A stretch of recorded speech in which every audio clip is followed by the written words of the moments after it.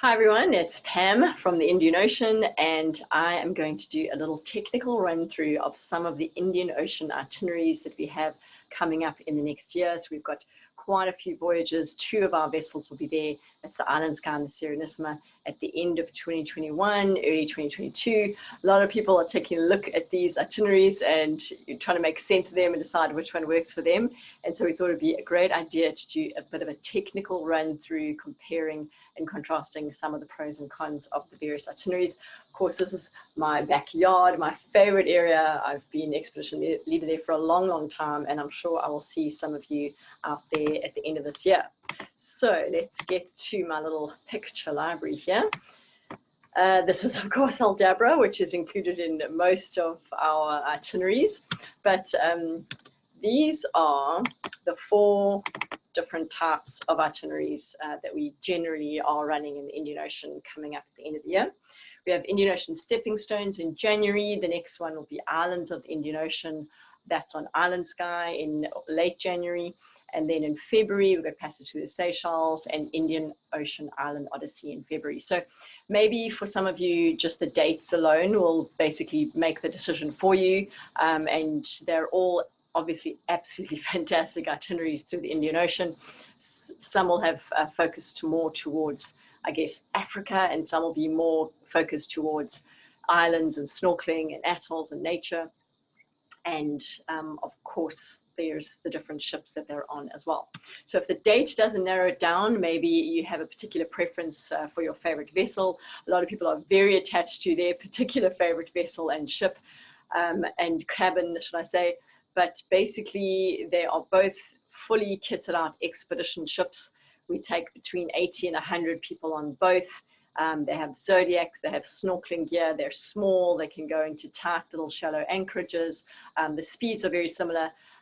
And of course, the Island Sky is an all-suite vessel. Serenissima has a much bigger diversity of types of cabins and suites on it, but they're both quaint, classic old vessels, and that might help you decide as well, given that they are on alternating vessels. So now, at a glance, if you've never been to the Indian Ocean before, and I know so many, I guess, have been there with us over the years, we've been doing it for 25 years. At a glance, if you were just looking at a first time, really nice overview of the Indian Ocean, I might steer you towards one of these two voyages, Islands of the Indian Ocean and Indian Ocean Island Odyssey. They are more a general look and a little bit of everything and a really nice mixture of everything in the Indian Ocean, where the other two are slightly more specialized towards Madagascar and Seychelles respectively. And those you might go for either if you've been to the Indian Ocean before and you want to do a follow-up that's a little bit more focused, or if you have something very specific in mind, like I'm there for Madagascar, then, you know, go on the Madagascar-oriented voyage. So here we go. This is the Indian Ocean Island Odyssey versus the Islands of the Indian Ocean. Both of them are starting in Mauritius. They dot over to Reunion. We pop up through a really nice sample of stops in Madagascar, over to Aldabra and a bit of the Seychelles. And then the one ends in the Seychelles and the other one ends over in Dar es Salaam. So these two are very similar. They give you such a nice overview of the highlights of the Indian Ocean. You get a bit of Seychelles, you get a bit of Madagascar, you get a bit of Europe in the Indian Ocean. So they're both really nice overviews of the Indian Ocean, and they end slightly differently, which might be a different focus that appeals to you. And they're also on the Island Sky versus the Serenissima, as you can see.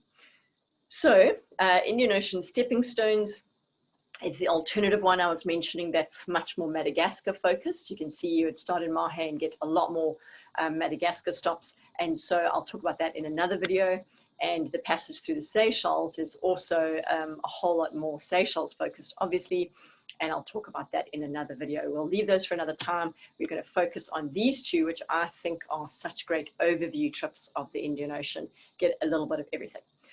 So like I said, they both start off together, very similar all the way up to Diego Suarez and more or less Aldabra. And I'll just take you through how those voyages are. So you'll fly into Mauritius. Mauritius is a lovely, very holiday tourist friendly island in the Indian Ocean. you might feel comfortable to come ahead early and have a little beach holiday there. There's beaches and mountains, and Mauritius is lovely. It's very easy to be taken care of in a place like that. It's very tourist friendly.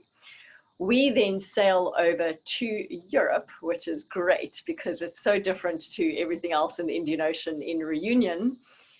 It's France, more or less, and you'll see little, baguettes and boulangeries along the street sides and cute little cafes and lovely little shops. It's quaint. It's got a lot of infrastructure. You can see there's a lot of funding that comes there. There's helicopters and big buildings and all this kind of thing. But of course, apart from just seeing and driving through the little idyllic towns, we head on out into the mountains. We do a tour where we look at some of the older colonial buildings. We look at a temple, and we go out and see a vanilla plantation and lovely, lovely waterfalls. It's a high island with high mountains and great waterfalls. So it's Reunion is a lovely first stop. It's a great way to ease into it. You might still feel a little bit tired from the long journey over, and Mauritius and Reunion are such lovely ways to sort of ease into the Indian Ocean. Then we have a sea day to get across to Madagascar. And at Madagascar, our first stop that we're doing these days is at Toamasina.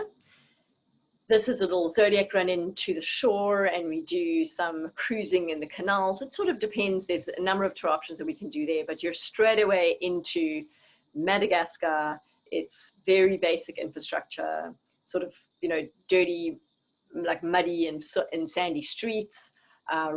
Big rain area on the east coast. So you're straight away into a sort of a jungly type of atmosphere with very basic infrastructure and wildlife very close at hand, obviously lemurs and chameleons and all the sort of unique wildlife that you find in Madagascar.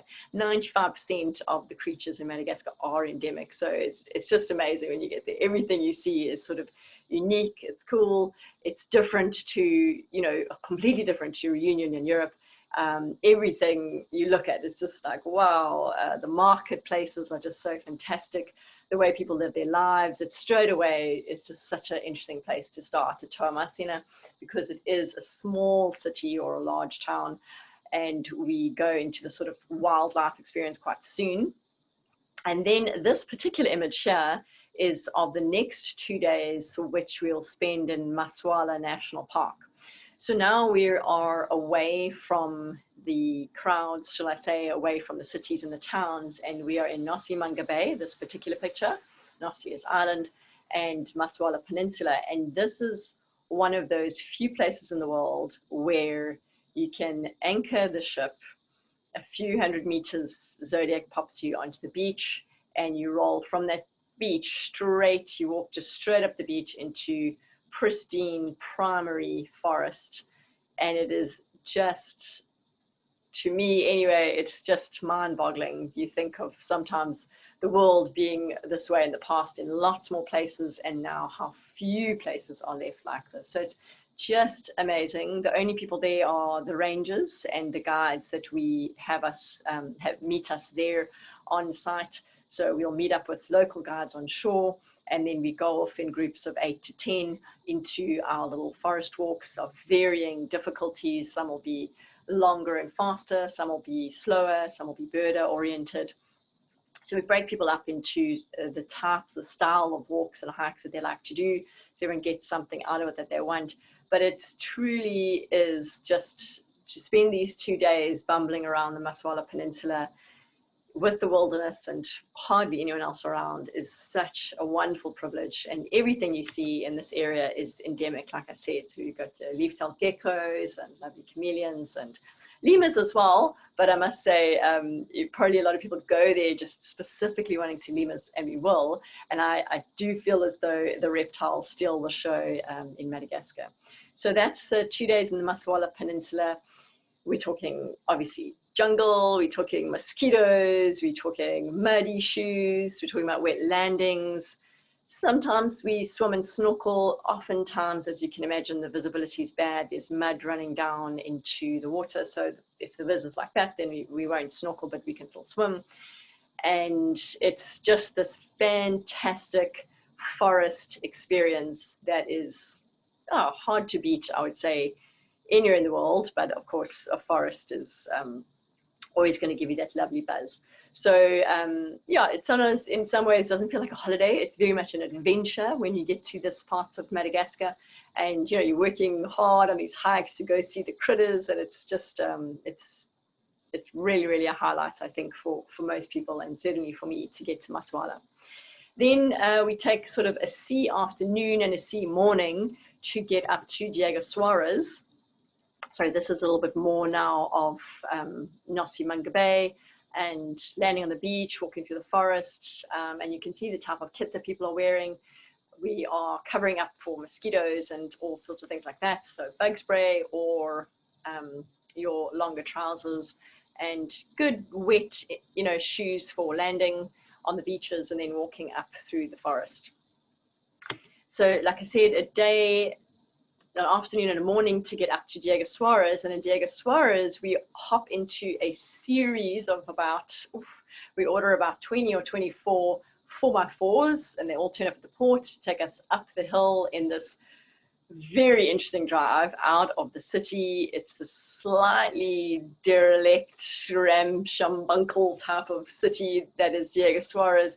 A lot of old infrastructure was there, not all been kept up. So photographically and visually, it's just amazing. And then when you start driving through the outskirts, I mean, just seeing the way people live their lives, and the zebu, that's like the cattle towing carriages of things, just the whole time you're just staring out the window, just thinking, wow, this is so amazing. And so anyway, we head on up the hill all the way up to Ambra Mountain, and we do another walk in the forest. This is a rainforest, so once again, you can expect not only mosquitoes, but you can expect to be rained on unexpectedly. You can expect mud, rain, and you're, you know, tromping through the forest on one of the different levels of walks to go and see critters and creatures unique. They've got the little Brachysia chameleon, which is the size of your fingernail, through to the lemurs hopping around in the trees and everything else between. So Diego Suarez is fantastic. We're generally there either a morning slot or an afternoon slot. This one would probably be an afternoon slot, so we get back late in the afternoon and then we leave Madagascar. So Madagascar, you're getting a bit of town, you're getting a bit of culture, one slightly bigger city, loads of jungles and forests and creatures and critters, and it's quite jam-packed to try and get it all in and see everything, but it is just visually will really, really move you aside, I think. Now we head on up to Aldabra Island group on the one version of the itinerary. On the islands of the Indian Ocean, they do Farquhar as well. And on the Odyssey, we go straight to Aldabra.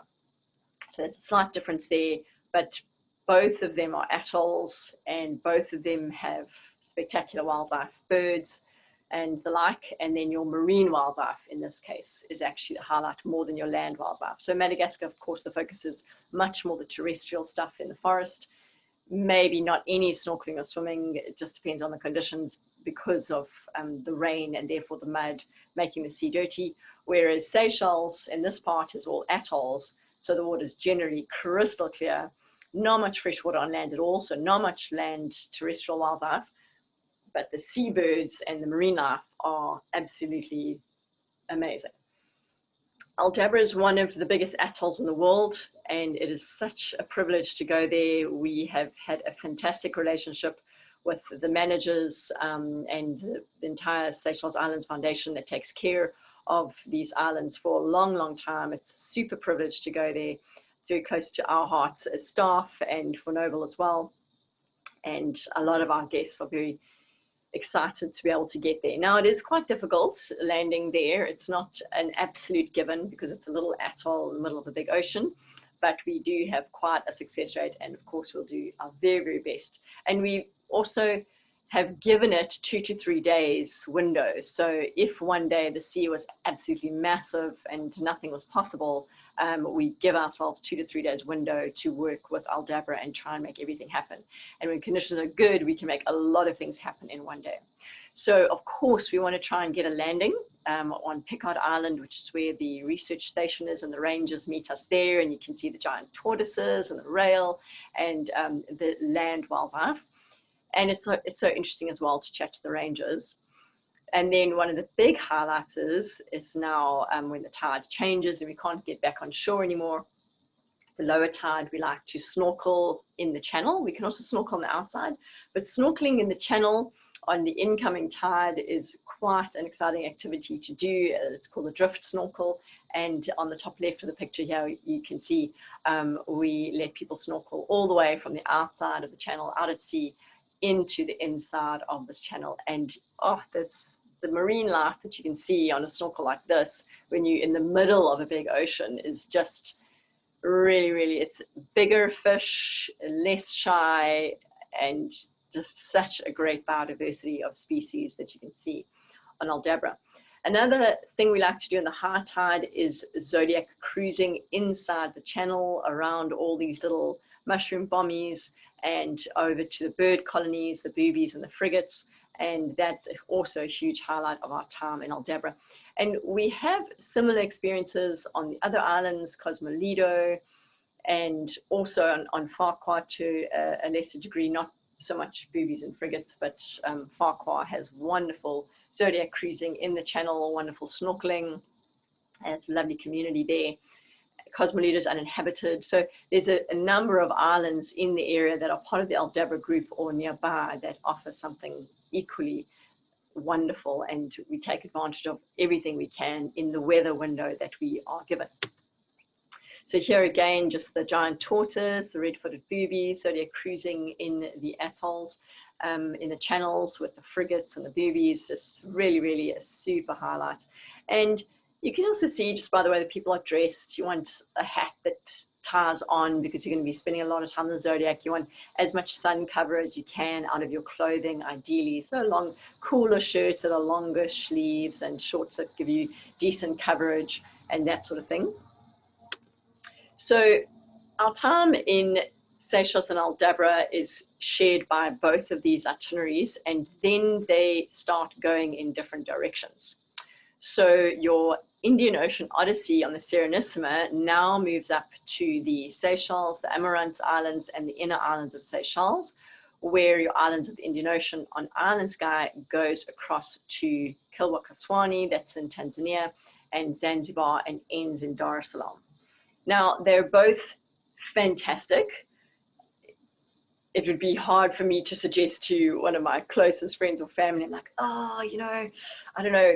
They both really offer something different and fantastically unique. But so what might help you decide is where do you want to end up? Because if you end up in Dar es Salaam, it opens up a world of possibilities to do post-cruise extensions. We offer one in Selous Game Reserve in Tanzania. So now you know, converting this incredible trip to Madagascar and Seychelles, and you're adding on a big Africa trip right at the end, a safari. So that's very exciting, and there's lots of those sorts of options that you could do from Dar es Salaam, even if it wasn't our Selous extension. So now you're positioned in Africa, great springboard for a lot of adventures that you can have there. Whereas if you end up in Seychelles, you are really beautifully positioned for a idyllic island paradise, little couple of days or week on these pristine white sand beaches, blue water. So I guess looking at what sort of fix you need at that time in your life, if you're thinking of, you're all the way over here doing a little extension, maybe choose the itinerary that sort of suits the type of extension that you are interested in, and that might help you. Okay, so if you're going to end in the Seychelles, you are going to do more of these stunning white sand, turquoise water island stops, more atoll wildlife, and we're also going to visit a reed, which is a high island on the inner islands, hopefully visit a reed, obviously always these things are conditions permitting, and Praslin, which is Valley de Mai, which is also a UNESCO World Heritage Site. So you've got great island botany, fauna, flora, high islands on the inside islands of Seychelles, and it's more, I guess, your classic holiday with lovely beaches and you know, the white sand, and more relaxing, I guess, in a way, more of that type of ending with Seychelles being so idyllic. Whereas if you do the adventure over to Kilwa-Kaswani in Zanzibar, it's a very different experience, you're probably not going to be doing as much swimming and snorkeling. It's going to be more about the cultural heritage of these sites. Kilwa Kiswani in Tanzania is also a UNESCO World Heritage Site. It is like the lost city. It will blow your mind to see these ancient ruins from so many centuries ago that you probably haven't heard much about before, and they're just sitting there laid to waste in a sense. Of course, they are well taken care of. So that's in the bottom right picture over there, this Kilwa Kiswani, these absolutely amazing ruins that we get to see in Tanzania. It's mud flats, so all the wonderful bird life that you get to see on mud flats and fiddler crabs and those sorts of things. And then there's Zanzibar.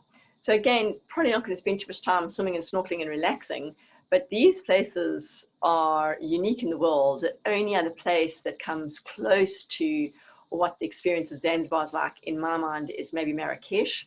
Zanzibar is just visually non-stop busy, staring at everything that is assaulting your eyes. You're just like, oh my gosh, oh my gosh, oh my gosh, taking a photo of everything all the time. It is so picturesque, so stunning. These great old arched wooden doorways, and everywhere you look, it's just, you want to take another photo. It's just so unique. So they're really quite different experiences, and you might have a very good idea of what you're kind of needing next January, February. Oh no, we need a lovely, idyllic, peaceful holiday. Or, oh my gosh, we're just looking to have our minds blown with something that's so different and so out of this world, with Kilwa Kiswani and Zanzibar. And then think about the kind of extension that you might springboard over to from that, if you're going to. So that is the comparison of those two itineraries. And in the next videos, I'm going to talk in more detail about the experience of passage through Seychelles and the Indian Ocean stepping stones, which is much more Madagascar focused, and what you'd be getting out of trips like those. Hope that was helpful. If you have any questions, please just email us, and have a wonderful day.